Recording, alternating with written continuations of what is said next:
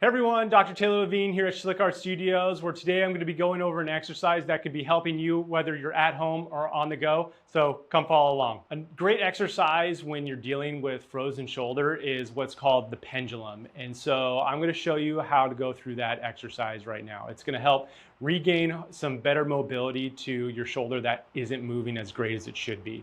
Now, in this example, I'm dealing with some frozen shoulder issues with my left shoulder, and that's how I'm going to show you on this stool. Now, you can do this on a stool, on a chair, you can lean over your kitchen counter, or even on your leaning over your bed to do this exercise. And so what you're going to do is, it's just how it sounds. You're going to turn your arm into a pendulum. And so we're not going to be working on trying to contract any of the muscles to move the shoulder. We are just going to let our body movement and gravity help move the shoulder through passive range of motion to start regaining some movement in this shoulder so that it can become pain-free. So how we're going to start this is you're just going to lean over on whatever item that you have. Today I have this stool, and I'm just going to let my left shoulder just almost go limp here. I'm not going to try and move it at all with the muscles in my left shoulder.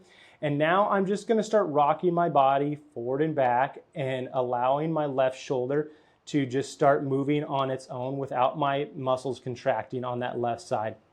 And I can go from left to right, and then we can start kind of going in a little circle to get that shoulder to just move without those muscles contracting. By doing this, we can hope to start working through the scar tissue and adhesions that has been built up when you have frozen shoulder.